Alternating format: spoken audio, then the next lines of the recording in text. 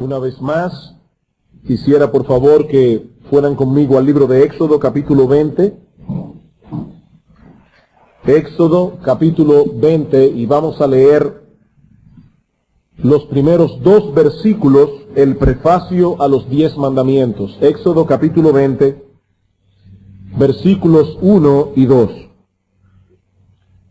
Y dice así la palabra de Dios. Y habló Dios todas estas palabras diciendo: Yo soy Jehová tu Dios, que te saqué de la tierra de Egipto, de casa de servidumbre.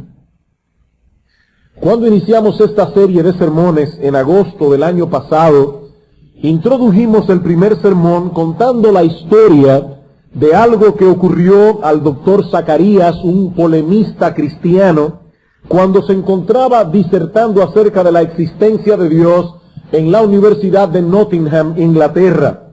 Relatábamos en aquella ocasión que al final de su discurso sobre la existencia de Dios, un estudiante visiblemente enojado le dijo en una forma abrupta: hay demasiado mal en este mundo y por lo tanto no puede haber un Dios.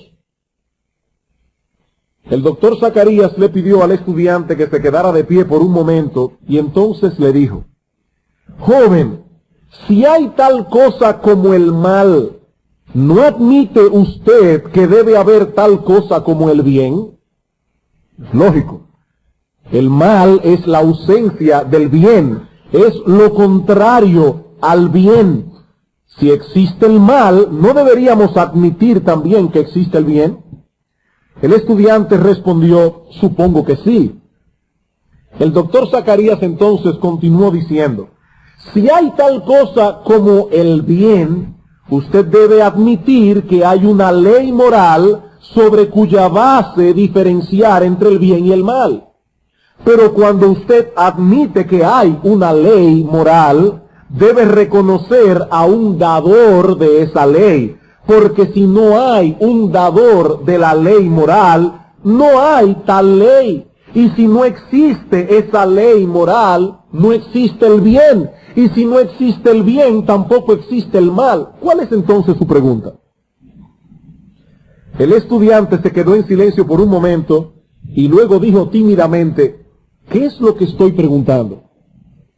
Probablemente se dio cuenta de que su aseveración no tenía ningún sentido. Ningún sentido.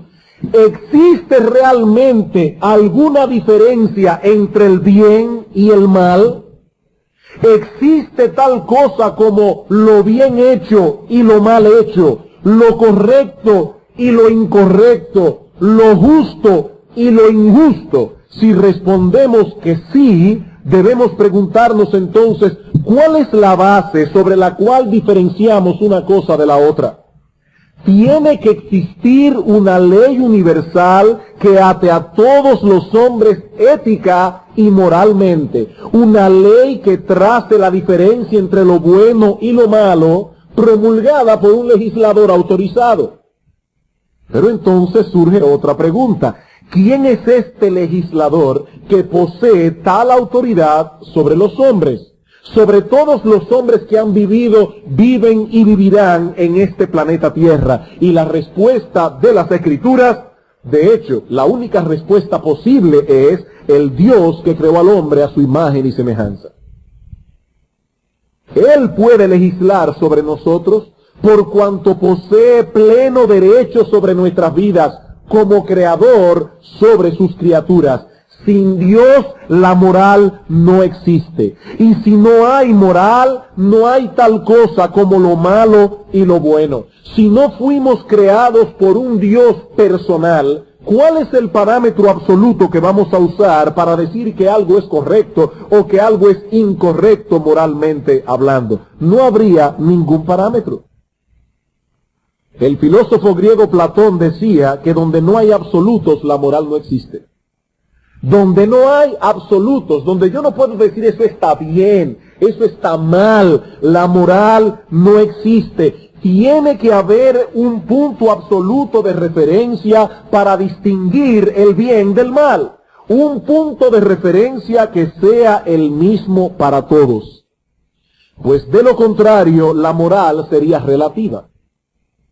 Y una moral relativa ya deja automáticamente de ser moralidad para convertirse en conveniencia.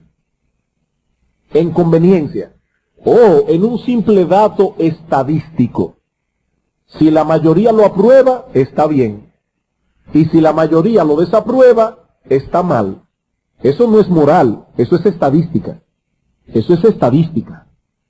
Pero si partimos del punto del que parte las Escrituras, todo tiene sentido.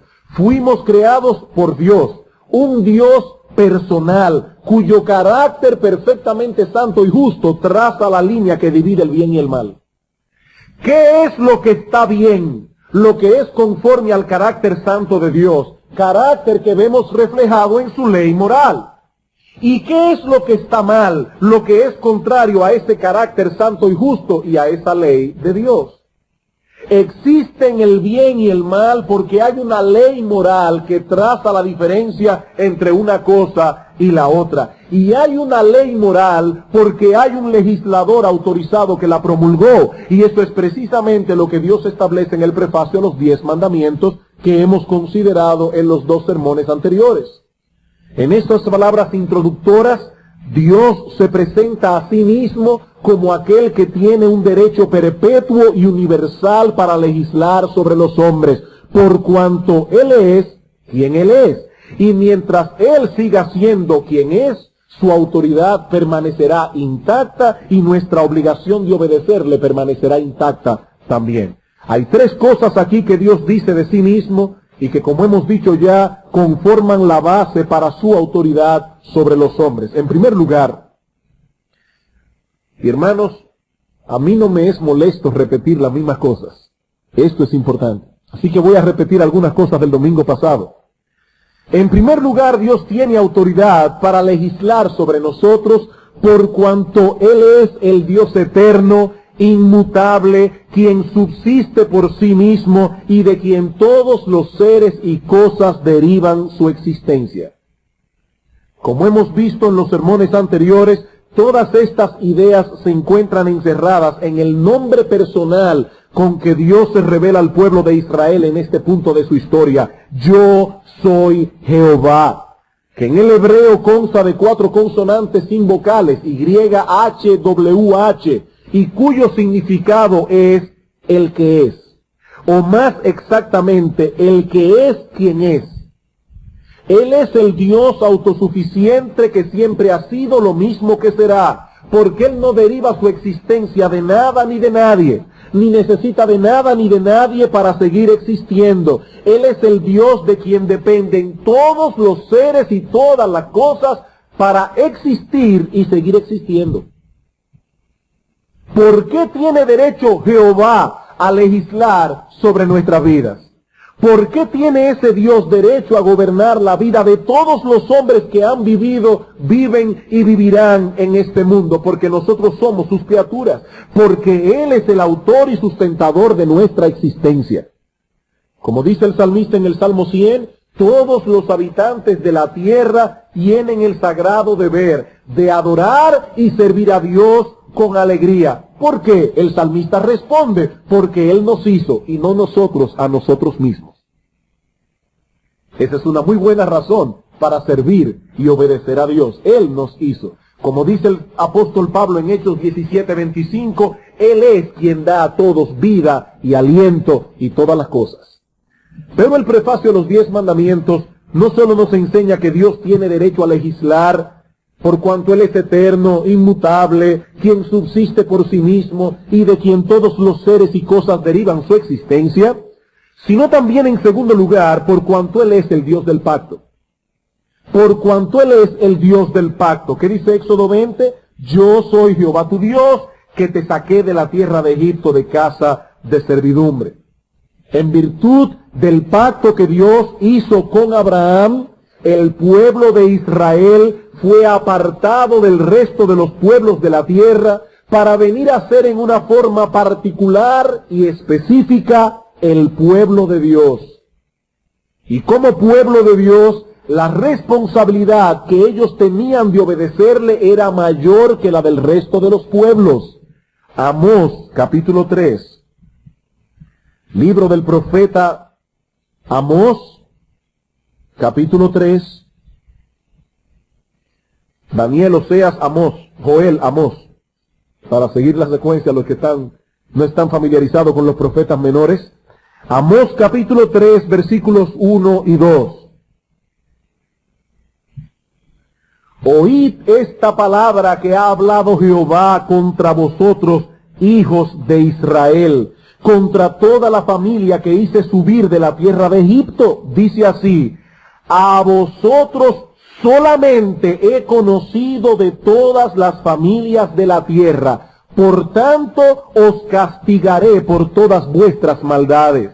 La palabra conocer que usa Dios aquí no significa un conocimiento intelectual, porque Dios conocía a los filisteos, Dios conocía a los cananeos, a los amonitas, a los moabitas, etcétera. Dios conoce a todos los seres humanos que existen y todas las naciones que hay bajo el cielo.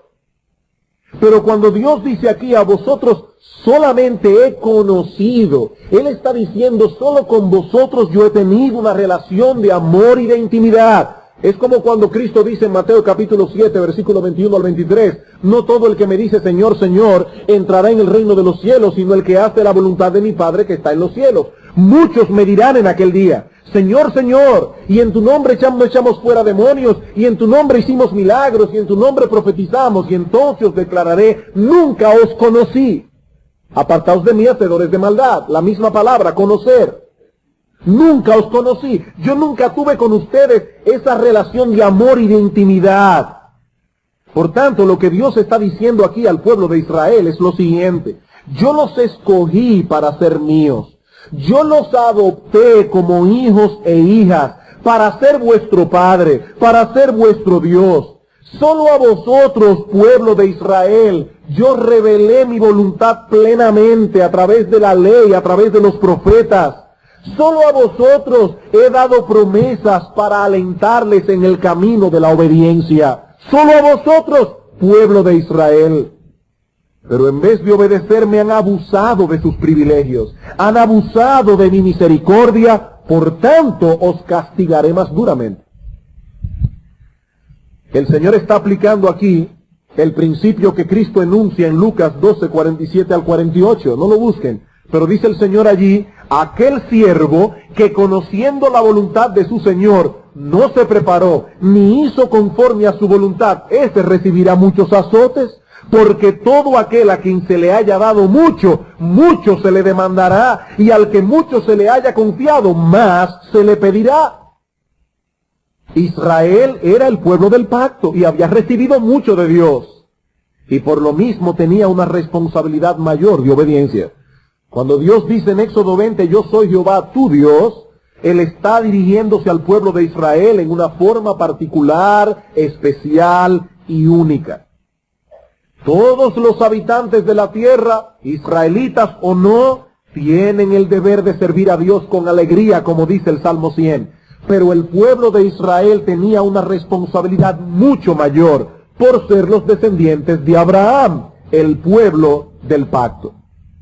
Ahora bien, en este punto de nuestro estudio la semana pasada, nos detuvimos para tratar con un asunto de suprema importancia en lo tocante a la relevancia de los 10 mandamientos para los cristianos hoy. Si Dios está hablando a Israel en Éxodo 20 en virtud del pacto que había hecho con ellos, ¿en qué forma participamos nosotros de todo eso si nosotros no somos judíos? Amados hermanos, por la importancia crucial de este tema, y porque hay muchas personas nuevas en nuestra iglesia, inclusive algunos se acercaron el domingo pasado, debo detenerme en esto una vez más y ampliar algunos conceptos que vimos la semana pasada. No es que vamos a repetir lo que vimos la semana pasada, vamos a ampliar algunos conceptos. Algunas personas nos dicen al día de hoy que los cristianos no tienen obligación alguna con los 10 mandamientos. Que los cristianos no tienen obligación alguna con la ley moral, porque esa ley fue dada a Israel, no a la iglesia. En nuestro sermón anterior decíamos que ese argumento no es válido, Primeramente porque la ley moral no es una posesión exclusiva del pueblo de Israel. Ahora, como eso lo hemos visto hasta la saciedad en esta serie de sermones, no quiero detenerme en esto por más tiempo. Pero también decíamos, en segundo lugar, que este argumento no era válido porque de acuerdo a la enseñanza del Nuevo Testamento, la iglesia participa plenamente del pacto que Dios hizo con Abraham. Veamos rápidamente algunos textos. Génesis capítulo 17, versículo 7. Es por eso, hermanos, que en la escuela dominical nos hemos tomado la molestia de hablar de los pactos. Queremos que la iglesia esté edificada en este tema, porque es un tema importante. Génesis capítulo 17, versículo 7. Y estableceré mi pacto entre mí y ti y tu descendencia después de ti en sus generaciones por pacto perpetuo, para ser tu Dios y el de tu descendencia después de ti. Este pacto fue hecho con Abraham y su descendencia. ¿Y quién es esa descendencia de Abraham? Bueno, algunos dicen rápidamente, sobre todo si son antinomianos, no quieren saber de la ley, dicen la nación de Israel. A lo que nosotros decimos, sí, eso es verdad, pero no es toda la verdad. Es verdad, pero no es toda la verdad. La nación de Israel recibió grandes beneficios por ser los descendientes físicos de Abraham. Pero no todos los descendientes físicos de Abraham participaron plenamente de las bendiciones contenidas en ese pacto, por cuanto muchos israelitas del Antiguo Testamento fueron rebeldes a Dios y no confiaron en Él. Y lo mismo sucedió en el tiempo de nuestro Señor Jesucristo. De ahí las palabras de Pablo en Romanos capítulo 2. Romanos capítulo 2, versículos 28 al 29.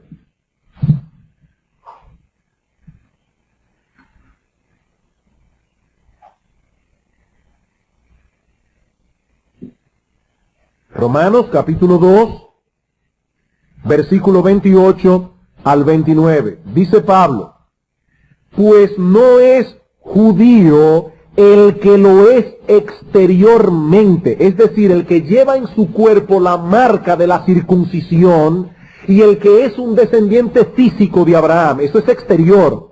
Dice Pablo, no es judío el que lo es exteriormente, ni es la circuncisión la que se hace exteriormente en la carne, sino que es judío el que lo es en lo interior. Y la circuncisión es la del corazón, la que hace el Espíritu Santo cuando transforma nuestro corazón en la obra regeneradora del Espíritu. Es la del corazón en espíritu, no en letra, la alabanza del cual no viene de los hombres, sino de Dios. Y en Romanos capítulo 9, versículo 6, dice el apóstol Pablo, hablando de cómo muchos descendientes físicos de Abraham no habían creído en Cristo, dice Pablo, no que la palabra de Dios haya fallado, porque hayan israelitas incrédulos, porque no todos los que descienden de Israel son israelitas. El ser un descendiente físico de Abraham no es suficiente para recibir los beneficios espirituales del pacto que Dios hizo con él.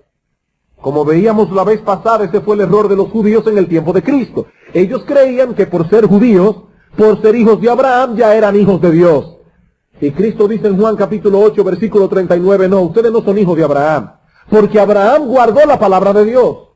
Si ustedes fueran hijos de Abraham, la voluntad de Dios haría, porque eso fue lo que hizo Abraham. Pero ustedes me quieren matar, porque vosotros sois hijos de vuestro padre el diablo, que es un homicida y un mentiroso desde el principio.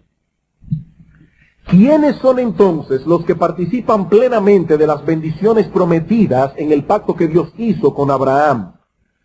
Todos aquellos que por la fe han sido unidos a Cristo, el descendiente de Abraham. Gálatas capítulo 3, versículo 16.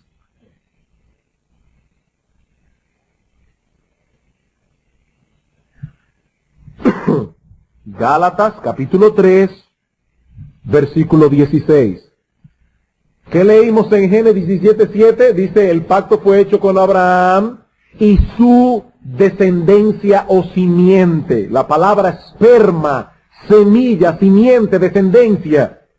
Dice ahora Pablo, ahora bien, a Abraham fueron hechas las promesas y a su simiente.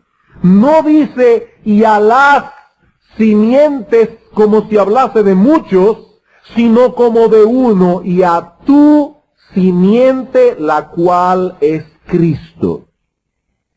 Cristo es la simiente de Abraham.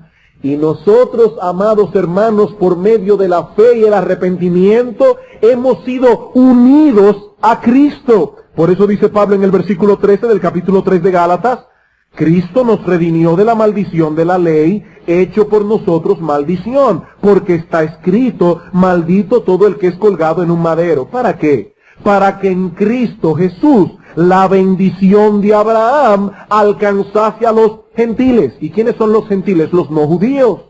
A fin de que por la fe recibiésemos la promesa del Espíritu. Versículo 26. Pues todos vosotros, gentiles creyentes, es la idea, todos sois hijos de Dios por la fe en Cristo, porque todos los que habéis sido bautizados en Cristo, de Cristo estáis revestidos. Ya no hay judío, no hay griego, no hay esclavo, ni libre, no hay varón, ni mujer, porque todos vosotros sois uno en Cristo Jesús. Y si vosotros sois de Cristo, ciertamente linaje, descendencia de Abraham, sois y herederos según la promesa. Hermanos, era difícil para Pablo usar un lenguaje más claro que este. Es difícil usar un lenguaje más claro. En virtud de nuestra unión con Cristo, la simiente de Abraham a la que fueron dadas las promesas del pacto, Cristo, ahora nosotros somos linaje de Abraham, aunque no seamos judíos por descendencia física. Hermano, si usted es un creyente en Cristo, aunque sea sanjuanero, vanilejo, de la Romana, de cualquier lugar, usted es un judío espiritual. Usted es un descendiente de Abraham. Y como linaje de Abraham, participamos plenamente de las bendiciones del pacto que Dios hizo con él y su simiente. Efesios, capítulo 2, versículos 11 al 19.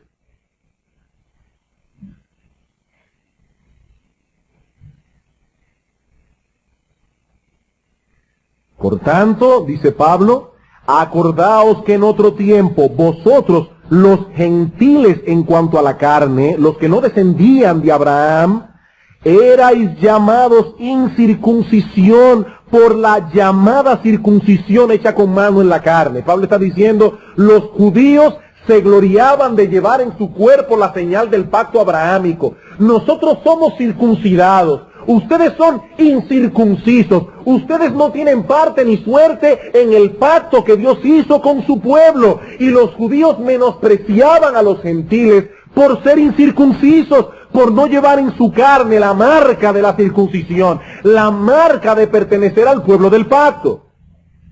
Sigue diciendo Pablo, en aquel tiempo estabais sin Cristo, alejados de la ciudadanía de Israel y ajenos a los pactos de la promesa, sin esperanza y sin Dios en el mundo. Pero ahora en Cristo Jesús, vosotros que en otro tiempo estabais lejos, habéis sido hechos cercanos por la sangre de Cristo, porque Él es nuestra paz, que de ambos pueblos hizo uno, derribando la pared intermedia de separación, aboliendo en su carne las enemistades, la ley de los mandamientos expresados en ordenanzas, para crear en sí mismo de los dos un solo y nuevo hombre, haciendo la paz, y mediante la cruz reconciliar con Dios a ambos en un solo cuerpo, matando en ella las enemistades.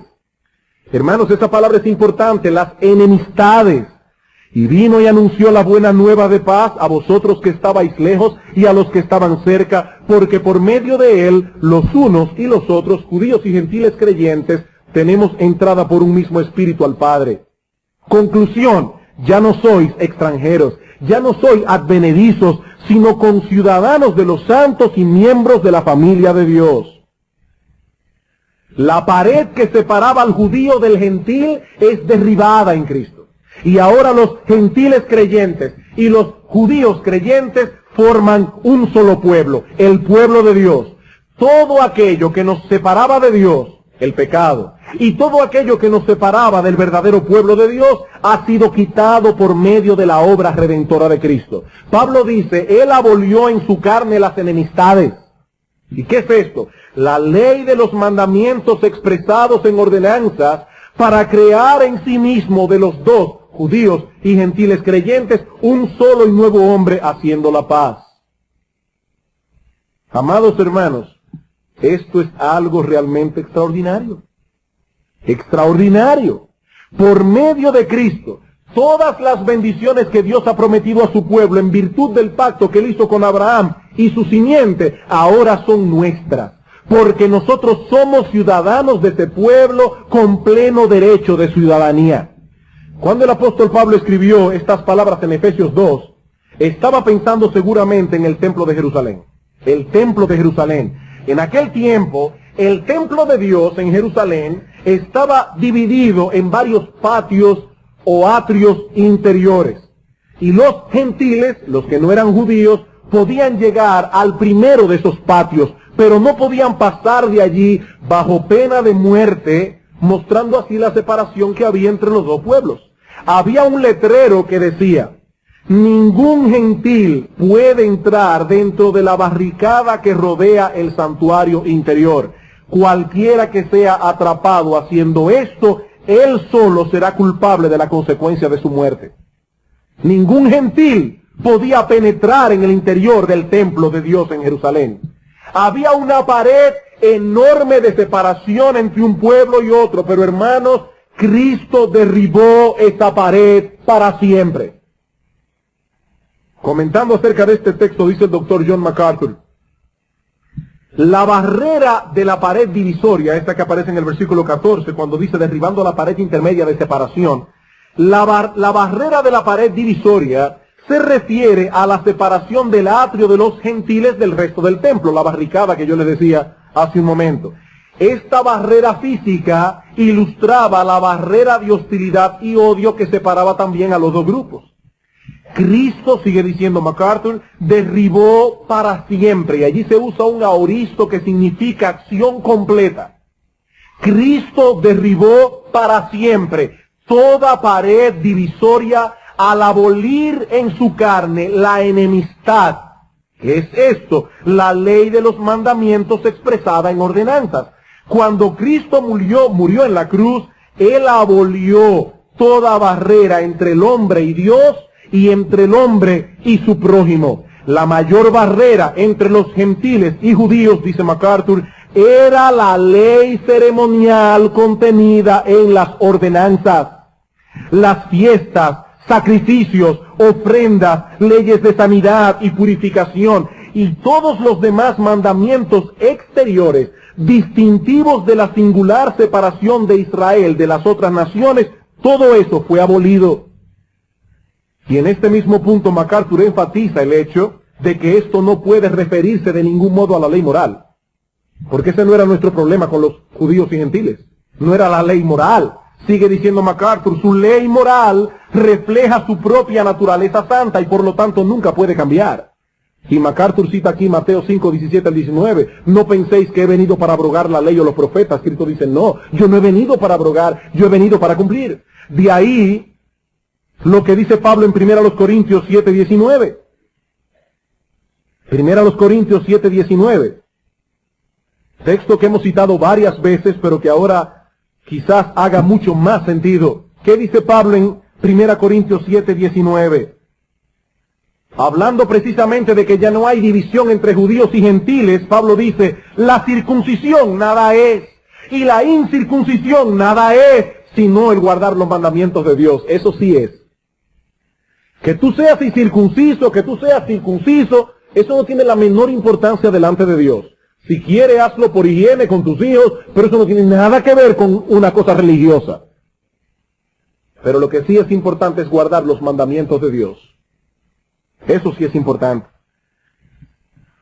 El comentarista Barnes comentando también del texto de Efesios 2, dice: esto, hablando de la ley de las expresada en ordenanzas, esto no se refiere a la ley moral, que no era la causa de separación entre judíos y gentiles y que no fue abolida por la muerte de Cristo. Se refiere a las leyes que ordenaban los sacrificios, fiestas, ayunos, etcétera, que constituían la peculiaridad del sistema judío. Estas eran la causa de enemistad entre judíos y gentiles, y estas fueron abolidas por el gran sacrificio hecho por el Redentor. La pared intermedia de separación ha sido derribada. Y nosotros somos ahora miembros del pueblo de Dios, si somos de Cristo, independientemente de nuestra nacionalidad. Ya no sois extranjeros, ya no sois advenedizos, sois conciudadanos de los santos, miembros de la familia de Dios. Usando la figura de Romanos 11, 13 al 24, Pablo dice: había un buen olivo, el pueblo de Dios. Nosotros los gentiles fuimos injertados en ese buen olivo. Y muchas ramas naturales que pertenecían al olivo verdadero fueron cortadas. Los judíos incrédulos fueron cortados. La iglesia fue injertada, o los gentiles fueron injertados en su lugar, y así nace la iglesia. Como decíamos la semana pasada, la iglesia no es un árbol nuevo. No. Lo que Dios hizo en el nuevo pacto fue tomar ramas de un olivo silvestre, las naciones gentiles, y los injertó en el olivo que ya existía, el pueblo de Dios. El mismo olivo ha continuado, solo que ahora con nuevas características. Por tanto, hermanos, la iglesia puede ser llamada con toda propiedad el verdadero Israel del nuevo pacto. Filipenses capítulo 3.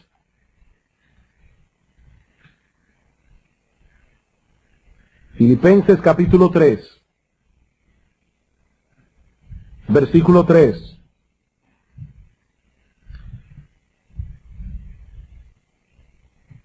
Pablo está advirtiendo a la iglesia de Filipos: cuídense de los judaizantes, cuídense de aquellos que quieren que ustedes se circunciden ahora otra vez. Pablo dice: nosotros somos la circuncisión, los que en espíritu servimos a Dios y nos gloriamos en Cristo Jesús, no teniendo confianza en la carne. Dice Pablo, estos judíos se glorían en llevar una marca física en su cuerpo, pero nosotros llevamos circuncidados el corazón.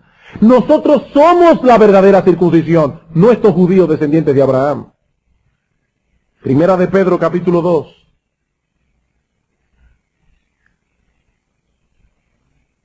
Versículos 9 y 10.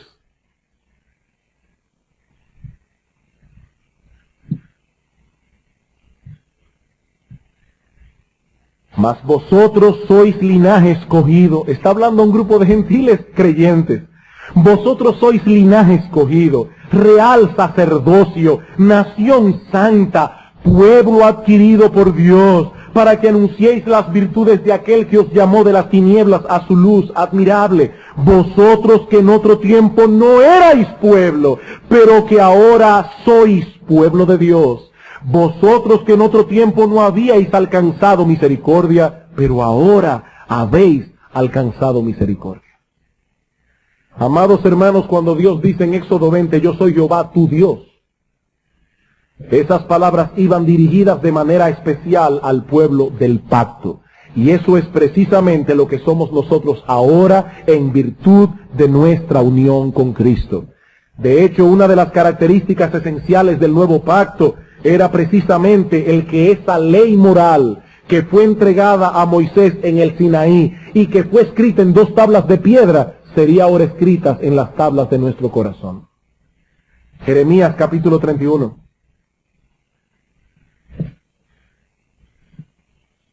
Jeremías capítulo 31. Hermanos, ¿cómo podemos decir que la ley moral fue dada a un pueblo de Israel que ya no existe? Bueno, existe como pueblo, pero me refiero al pueblo de Israel del antiguo pacto, y que eso no tiene nada que ver con nosotros.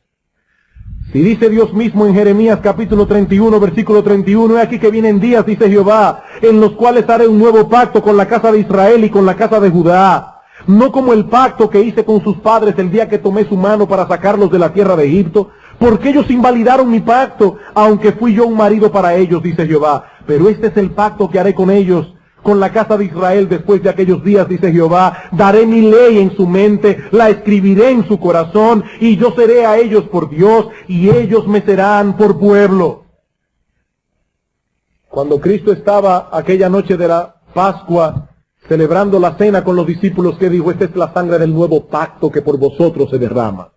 Y dice el autor de la epístola a los Hebreos: nosotros ahora estamos en el nuevo pacto. Bajo el nuevo pacto, la ley moral ya no es algo externo a nosotros. Esa ley ha sido escrita en nuestros corazones. Por esto, hermanos, es que Juan el apóstol puede decir en su primera carta que los mandamientos de Dios no son gravosos, no lo son para aquellos que han sido hechos partícipes de las bendiciones plenas del pacto abrahámico. Lucas capítulo 1. Lucas capítulo 1. Versículos 67 al 75.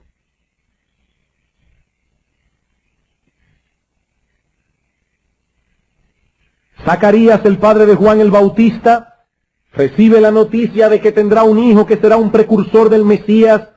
Y dice Zacarías: su padre fue lleno del Espíritu Santo y profetizó diciendo: bendito el Señor Dios de Israel, que ha visitado y redimido a su pueblo, y nos levantó un poderoso Salvador en la casa de David su siervo, como habló por boca de sus santos profetas que fueron desde el principio, salvación de nuestros enemigos y de la mano de todos los que nos aborrecieron, para hacer misericordia con nuestros padres y acordarse de su santo pacto, del juramento que hizo a Abraham nuestro padre. ¿Y cuál fue el juramento? Que nos había de conceder que, librados de nuestros enemigos, sin temor le serviríamos en santidad y en justicia delante de él todos nuestros días.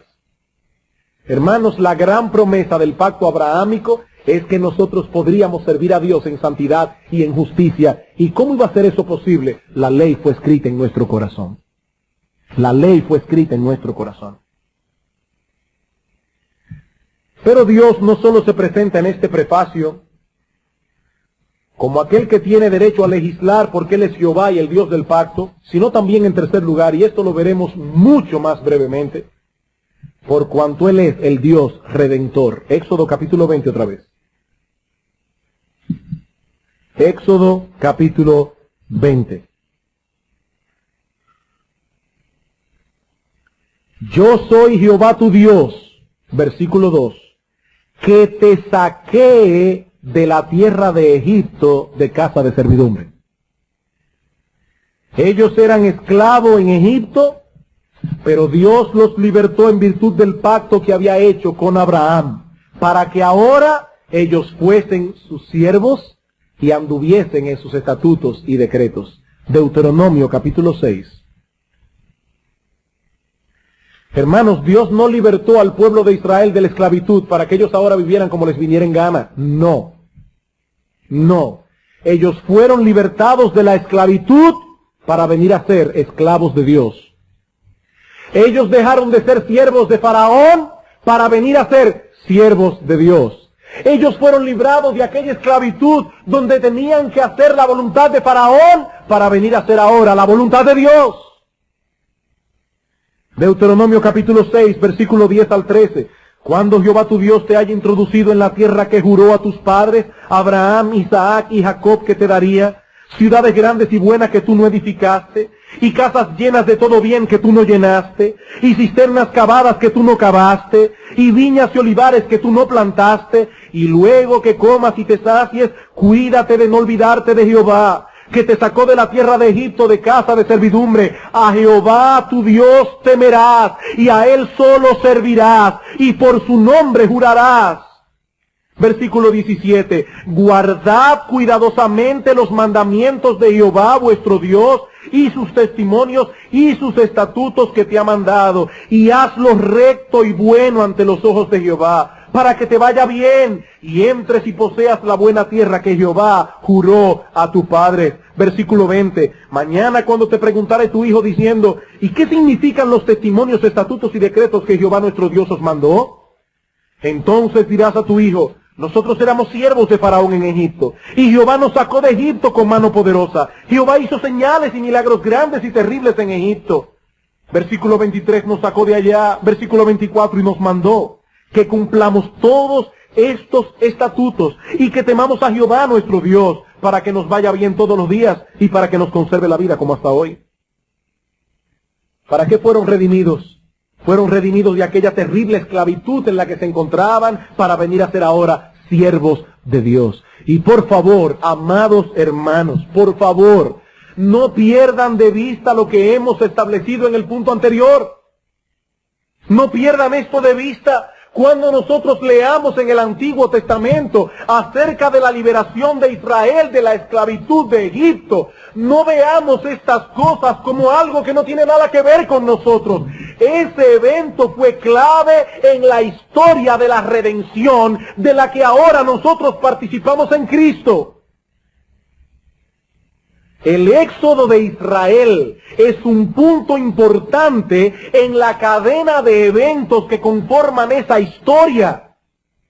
Y por lo tanto es algo que tiene que ver con nosotros, que ahora en Cristo somos parte del verdadero Israel. Hermanos, ¿cuál es el punto culminante de la historia de la redención?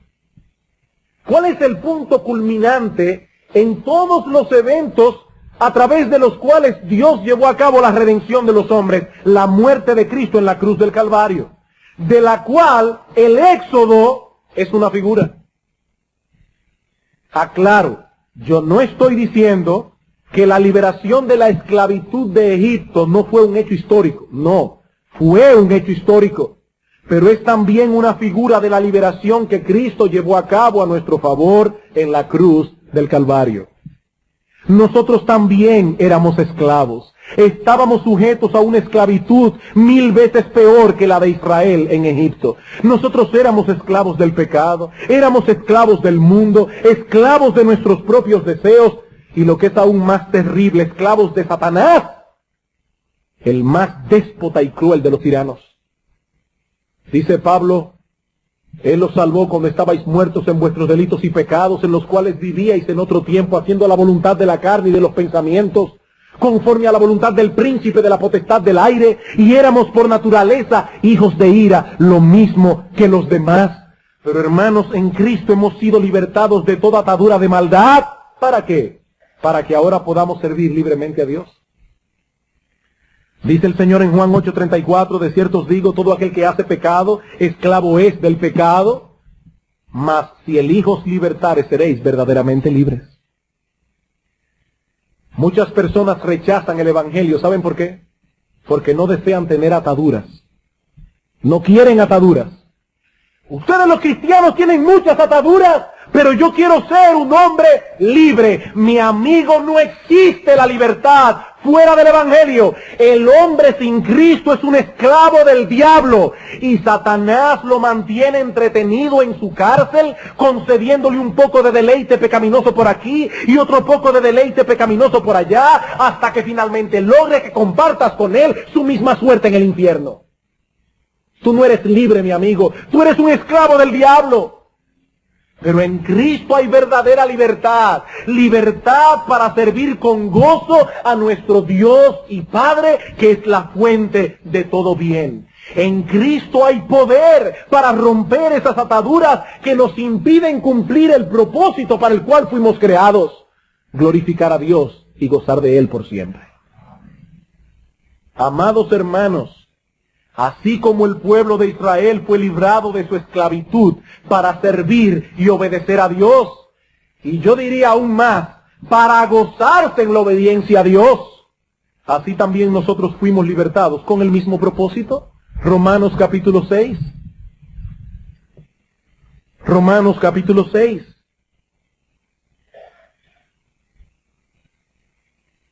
Versículo 17. Pero gracias a Dios, dice Pablo, que aunque erais esclavos del pecado, Habéis obedecido de corazón aquella forma de doctrina a la cual fuisteis entregados, y libertados del pecado, ya olvídense de la ley, olvídense de la santidad. Ahora pueden hacer lo que quieran porque ya son salvos en Cristo. No, libertados del pecado, vinisteis a ser siervos, duros, esclavos de la justicia. Fuimos librados de una esclavitud para entrar en otra mucho mejor. Por eso Cristo dice, mi yugo es fácil y es ligera mi carga, pero es un yugo. Es un yugo, el que dice que permanece en él debe andar como él anduvo, y él anduvo cumpliendo la voluntad de su Padre. Primera a los Corintios, capítulo 6. Primera a los Corintios, capítulo 6, versículos 19 al 20. Dice el apóstol Pablo, ¿o ignoráis que vuestro cuerpo es templo del Espíritu Santo, el cual está en vosotros, el cual tenéis de Dios y que no sois vuestros? ¿Y por qué no sois vuestros? Porque habéis sido comprados por precio. Glorificad pues a Dios en vuestros cuerpos y en vuestro espíritu, los cuales son de Dios. En otras palabras, es como si Dios estuviese diciendo, yo soy Jehová tu Dios, que te saqué de la tierra del pecado. Yo soy Jehová tu Dios, que te saqué de aquel reino del maligno. Yo soy Jehová tu Dios, no tendrás dioses ajenos delante de mí. Primera de Pedro capítulo 1, versículo 13 al 20.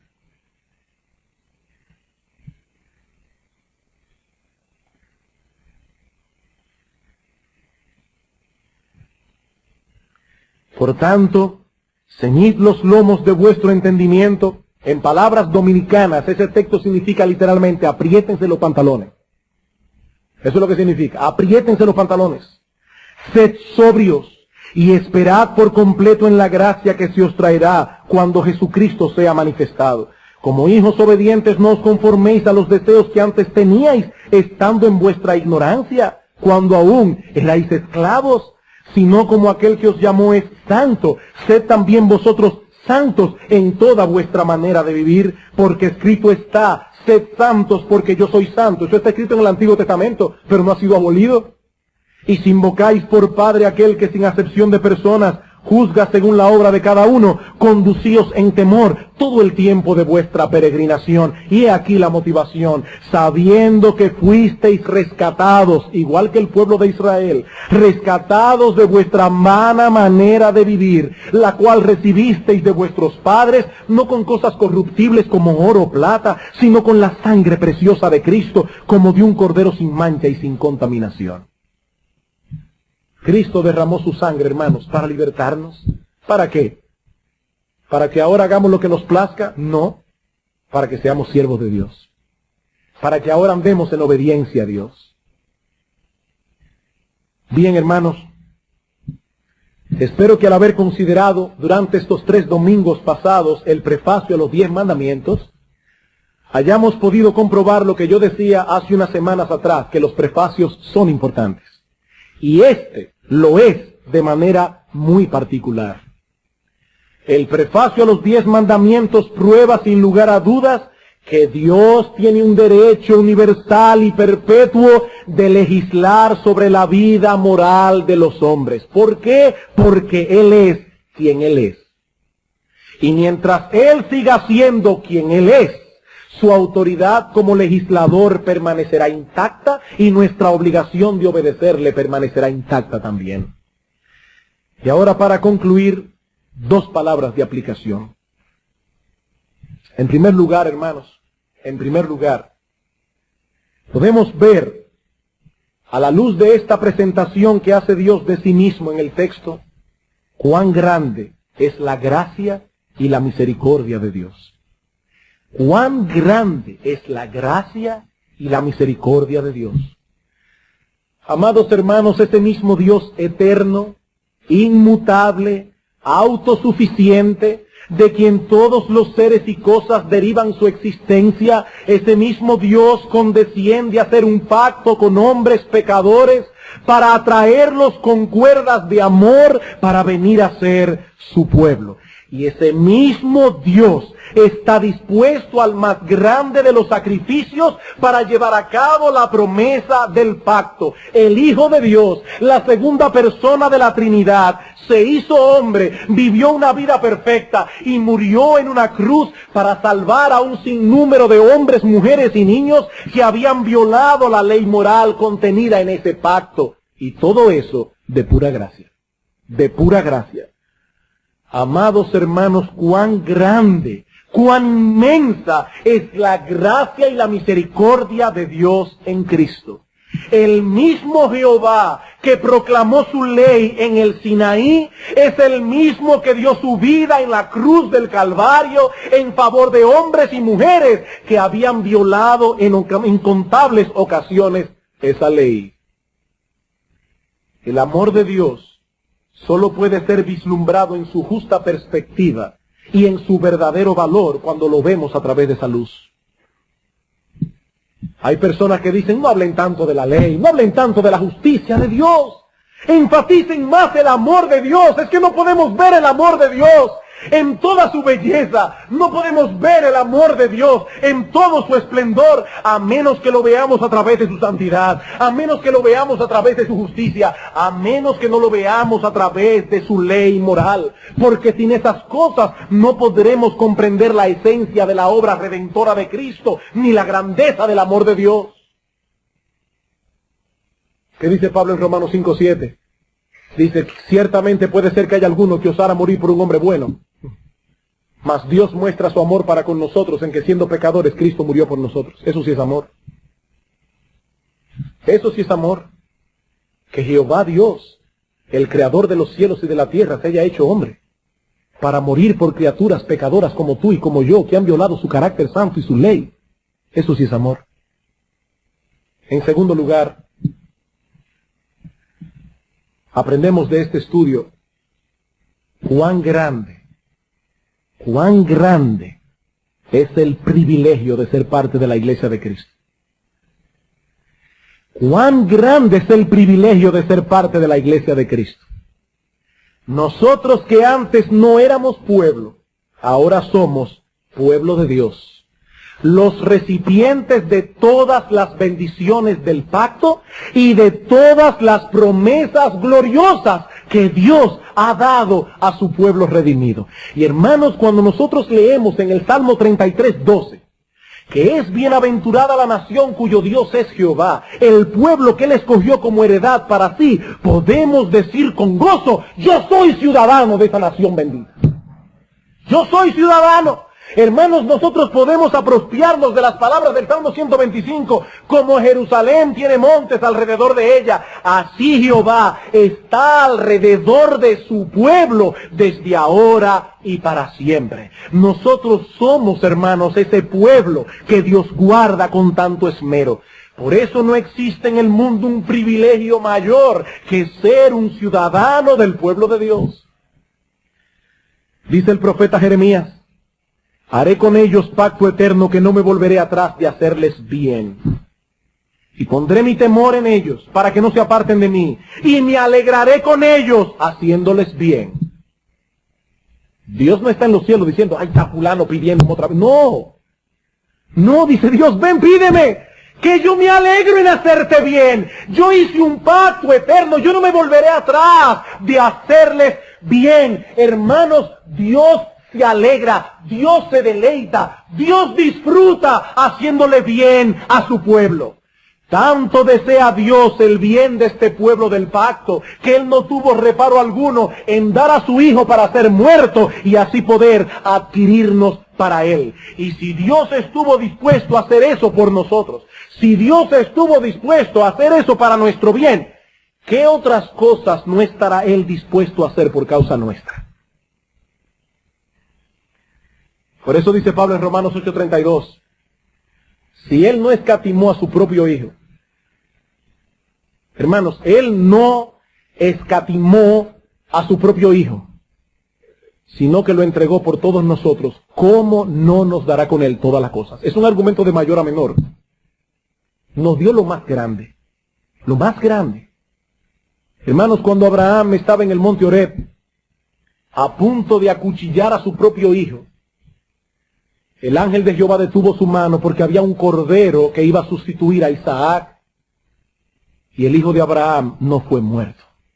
Pero amados hermanos, cuando nuestro Señor Jesucristo estaba en la cruz del Calvario, no hubo ningún sustituto. Y el cuchillo de la ira de Dios se clavó en Cristo Jesús. Ahí no hubo sustituto. Y lo que Pablo está diciendo es, si Él no escatimó al Hijo de su amor, si Él no escatimó a ese a quien todas las criaturas deben postrarse en adoración, y no lo escatimó por amor a nosotros, ¿cómo no nos dará con Él todas las cosas? Alguien dirá, bueno, pastor, pero yo no veo que en mi caso Dios me esté dando todas las cosas porque yo tengo muchos problemas. Hermanos, tenemos que interpretar ese todas las cosas a la luz del Romanos 8. ¿Qué dice en el versículo 31, antes del texto que leí? ¿Qué diremos a esto? Si Dios es por nosotros, ¿quién contra nosotros? Lo que Pablo está diciendo cuando dice, ¿quién contra nosotros? Él que no escatimó a su propio Hijo, sino que lo entregó por todos nosotros, ¿cómo no nos dará también con Él todas las cosas? Lo que Él está diciendo es, ninguna circunstancia adversa, ningún enemigo, ni el diablo, ni la carne, ni el mundo, pueden real y efectivamente hacernos daño. Porque Dios ha hecho un pacto de no volverse atrás, de hacernos bien. Y Él tornará todas nuestras aflicciones en bien nuestro. Es a eso que se refiere Pablo cuando dice, ¿cómo no nos dará con Él todas las cosas? Romanos 8:28, a los que aman a Dios, todas las cosas le obran a bien. Amados hermanos, cuán grande es el privilegio de ser parte de la iglesia. No existe en el mundo un privilegio mayor, como no existe mayor desgracia que estar fuera de ese pueblo. Mi amigo, escúchame esta mañana, y con esto concluyo. No existe mayor desgracia que estar fuera de ese pueblo. Estar fuera de la iglesia, en palabras de Pablo en Efesios 2:12, es estar sin Cristo. Es estar alejados de la ciudadanía de Israel, ajenos a los pactos de la promesa, y escucha esto, mi amigo, sin esperanza y sin Dios en el mundo. ¿Qué palabras más tétricas? Sin esperanza y sin Dios en el mundo. Amigo, este mundo no es un paraíso. No vivimos en un paraíso. Vivimos en un mundo lleno de desgracias. Vivimos en un mundo lleno de maldad. Vivimos en un mundo lleno de tragedias. Es realmente patético vivir en un mundo así, sin esperanza y sin Dios. Pero mi amigo, eso no tiene que ser así. Mi amigo, no tiene que ser así. Tú no tienes que quedarte fuera de la puerta contemplando a los que están dentro. Cristo dice en Juan 10:9, yo soy la puerta, el que por mí entrare será salvo, y entrará y saldrá y hallará pastos. Mi amigo, hasta que no vengas a Cristo en arrepentimiento y fe, despojándote de tu propia justicia para confiar únicamente en la justicia de Él, hasta tanto no vengas a Él humillado, clamando por perdón y misericordia, mi amigo, tú estás fuera de la puerta, y estar fuera de esa puerta es estar sin esperanza y sin Dios. Por amor a tu alma, no demores el venir a Cristo. No demores el descansar plenamente en Él. Mi amigo, joven que estás aquí en esta mañana, nada es lo suficientemente valioso como para que dejes que se interponga en la salvación de tu alma inmortal. Que Dios tenga misericordia de muchos que están fuera, y que por medio de la fe muchos puedan decir al final de este día, yo estoy dentro. Vamos a orar.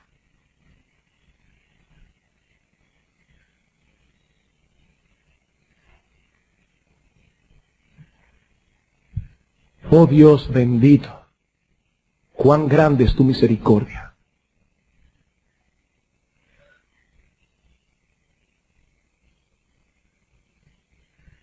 ¿Cómo podemos entender que la segunda persona de la Trinidad, tu Hijo amado, no haya sido escatimado, sino que fue crucificado por nosotros?